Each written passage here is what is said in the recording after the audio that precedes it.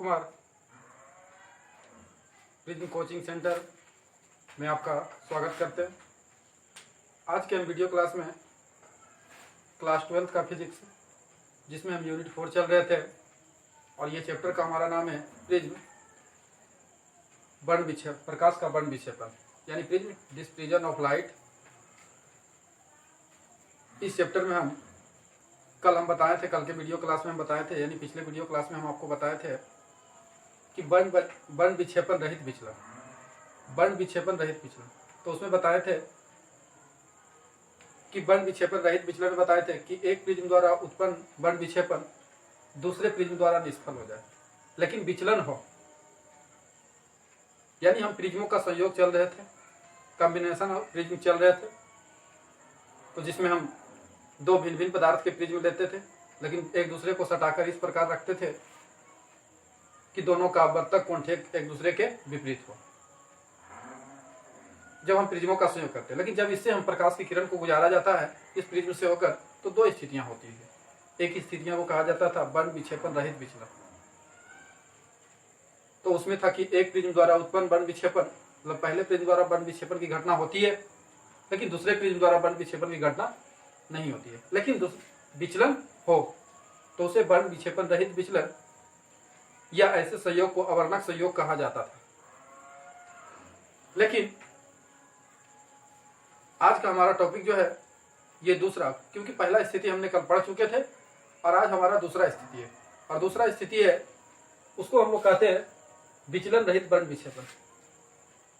तो विचलन रहित बर्न विक्षेपण में क्या है कि एक प्रिज्म द्वारा उत्पन्न विचलन अपोजिट, उसका अपोजिट, पहले के अपोजिट, उल्टा, एक प्रिज्म द्वारा उत्पन्न विचलन दूसरे प्रिज्म द्वारा निष्फल हो जाए, लेकिन बर्न विक्षेपण हो। यानी इसमें कह रहा है कि पहले प्रिज्म द्वारा उत्पन्न विचलन होती है, लेकिन दूसरे प्रिज्म द्वारा निष्फल हो जाती है, नहीं होती है, लेकिन दूसरे प्रिज्म द्वारा बर्न विक्षेपण होता है। तो इस घटना को विचलन रहित बर्न विक्षेपण कहा जाता है। तो हम देखते हैं फिगर के माध्यम से कुछ समझते हैं।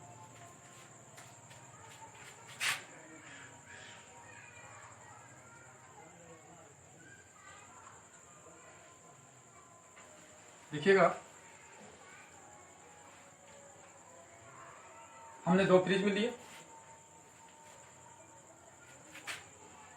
ये हो गया आपका क्राउन कांच का, क्योंकि भिन्न पदार्थ का लेना, ये हो गया फिलंट कांच का, क्राउन कांच ही हो गया, ये फिलंट कांच हो गया, इसके अपवर्तक कोण ए हो गया, इसके अपवर्तक कोण ए हो गया। क्योंकि प्रिज्मों का जो संयोग होता है एक दूसरे के विपरीत रखा जाता है, इसीलिए हमने क्राउन का उल्टा फिलंट को रखे। अब इससे प्रकाश की किरण को गुजारते हैं। ये देखिए, ये हमारा व्हाइट लाइट हो जाएगा, ये हमारा व्हाइट लाइट होगी। कल के किरण में हमने तीन प्रकार की किरण लिए, एक रेड लिए थे, सबसे ऊपर रहता है, सबसे नीचे बैंगनी रहता है, और बीच वाली किरण माध्यमान किरण के रूप में येलो लिए थे। देखिए यहां से क्या होती है कि एक प्रिज्म द्वारा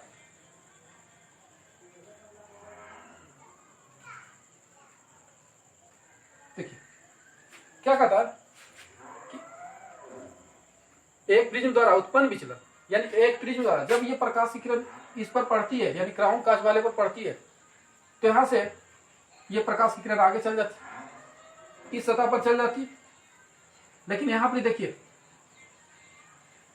विचलन की घटना हो रही है, यानी पहले में विचलन कौन बन रहा है,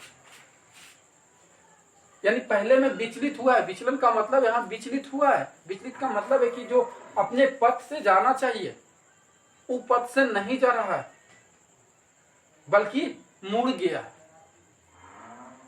यानी विचलित हुआ, इसको आप बोल सकते हैं। और वहां पर जो कोण बनता है वही हमारा विचलन कोण होता है। तो एक प्रिज्म द्वारा उत्पन्न विचलन दूसरे द्वारा निष्फल हो जाए। अब देखिए दूसरे में क्या होती है क्या, तो देखिए जब यहां से व्हाइट लाइट गई तो इसके बाद होता है क्या है, यहां पर विचलन की घटना घटी। अब देखिए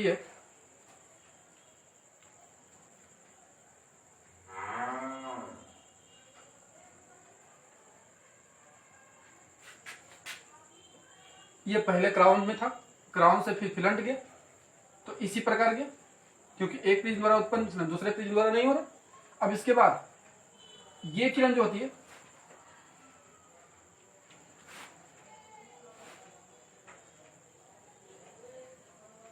इस रूप में, ये रेड हो गया, ये वायलेट हो जाएगा हमारा, ये येलो हो जाएगा और ये रेड होगा।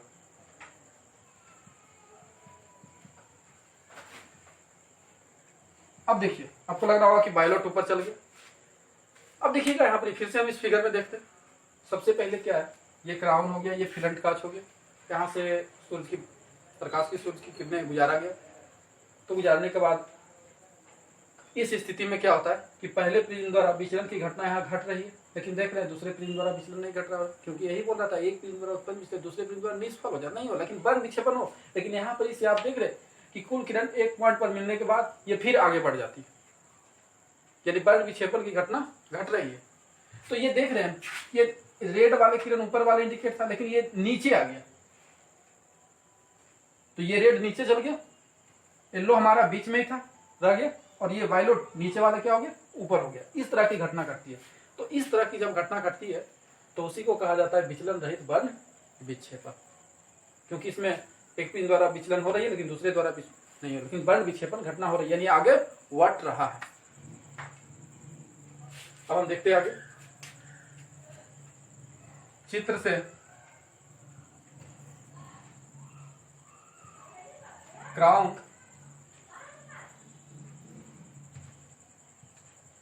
चित्र से प्रिज्म, क्राउन में अपवर्तनांक, अपवर्तनांक हमारा क्या हो गया, अपवर्तनांक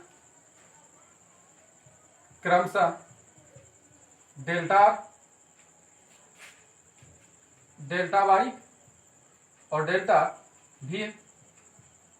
देखिए चित्र से प्रिज्म क्राउन में, यानी इस क्राउन में, क्योंकि आप जानते हैं इसमें हमने डैश का उपयोग नहीं किया, तो बोल सकते हैं चित्र से प्रिज्म क्राउन में अपवर्तनांक, अपवर्तनांक को हम लोग डेल्टा से सूचित करते हैं,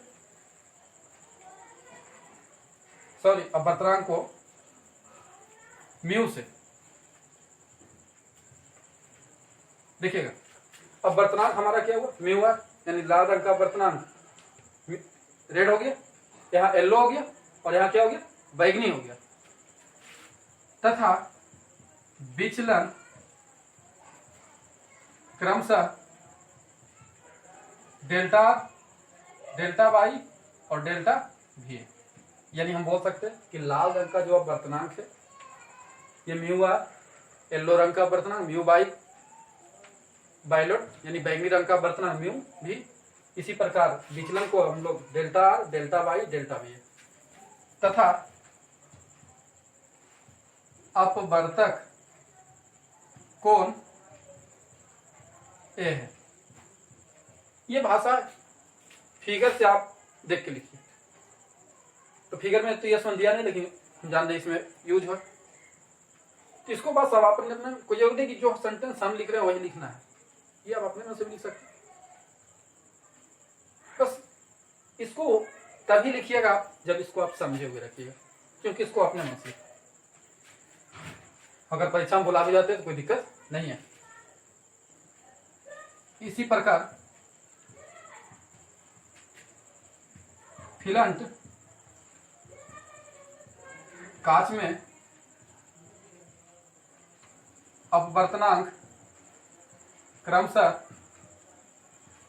mu dash R, mu dash Y और म्यू डैश भी है, तथा विचलन क्रमशः delta dash R, delta dash Y, delta dash V है, तथा अपवर्तक कोण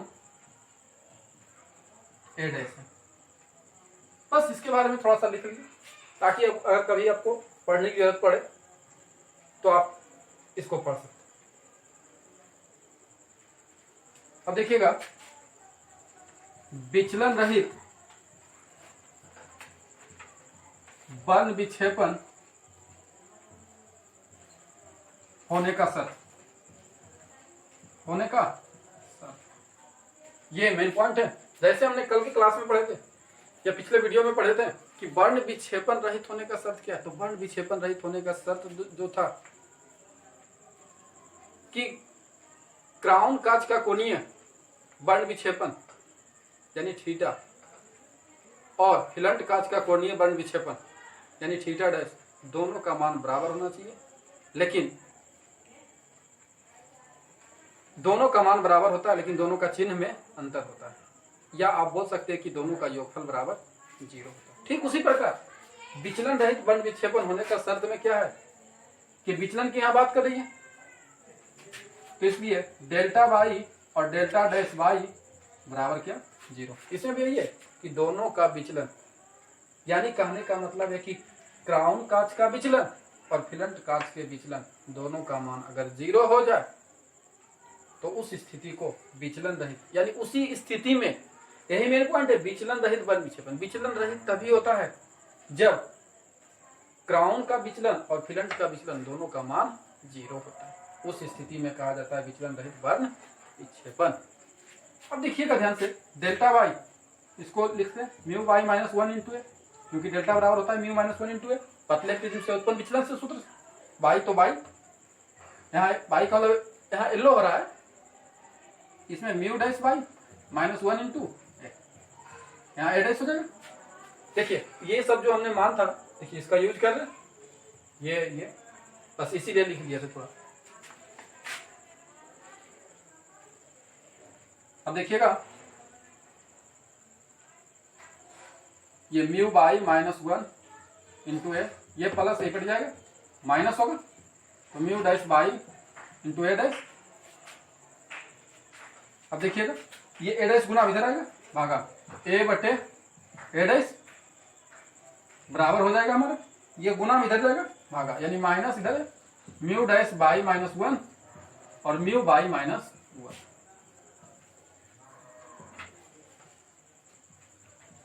ये हमारा, तो देखिए इससे हम न्यूमेरिकल बनाएंगे। लेकिन यहां तो कहता है कि विचलन रहित तो वर्ण विक्षेपण, यानी कुल, जैसे कल की क्लास में था, वीडियो में था, या पिछले टॉपिक में था कि वर्ण विक्षेपण रहित विचलन, तो उसमें कुल विचलन निकाले थे, और इसमें निकालेंगे विचलन रहित वर्ण विक्षेपण, यानी यहाँ कुल वर्ण विक्षेपण निकालेंगे।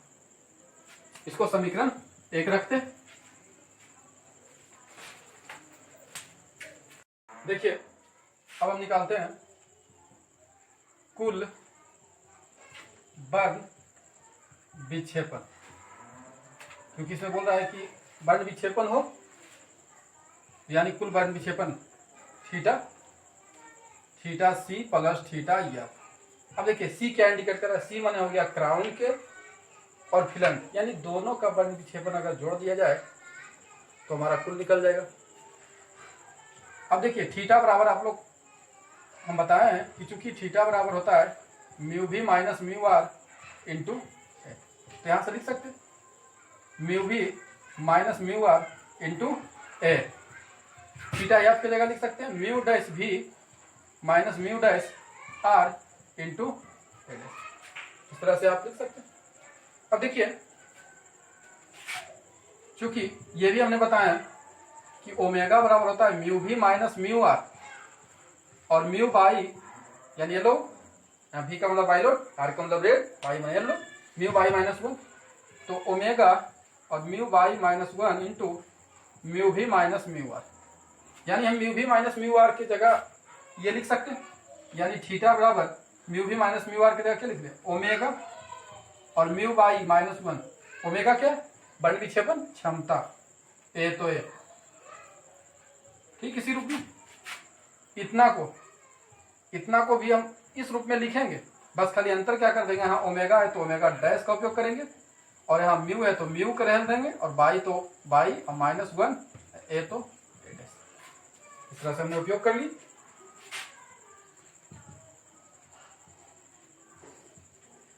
अब देखना है कि ओमेगा और म्यू बाई माइनस 1 इंटू ए, ये ओमेगा डैश ऐसे रहने देते, म्यू डैश बाई माइनस 1 ये भी ऐसी। अब देखिए यहाँ ए डैश हम यहां से चल रहे हैं, ए डैश का हम मान रखते हैं, तो ए डैश का मान रखते हैं, यहां देखिएगा हम आपको निकाल के बताते हैं, इसको उलट देते हैं या ऊपर के नीचे, नीचे के ऊपर कर, तो ए डैश डैश बटे ए हो जाएगा, तो हो जाएगा mu by minus one, mu by minus one, और नीचे हो जाएगा mu dash by minus one. अब ए डैश बराबर हो जाएगा म्यू बाई माइनस वन और mu dash by minus one, और ये इधर चल जाएगा, यानी ए डैश की जगह हम इतना लिख सकते हैं minus mu by minus one A और mu dash by minus one. इसको कर देते हैं समीकरण 1 से।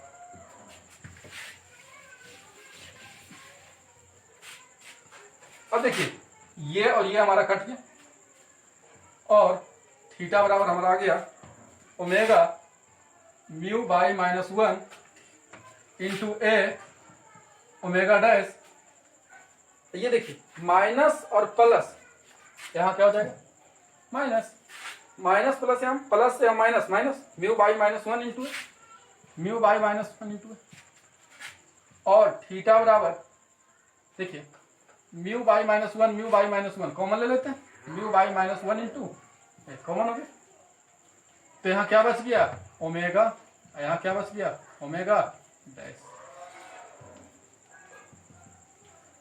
यही हमारा कुल बल विक्षेपण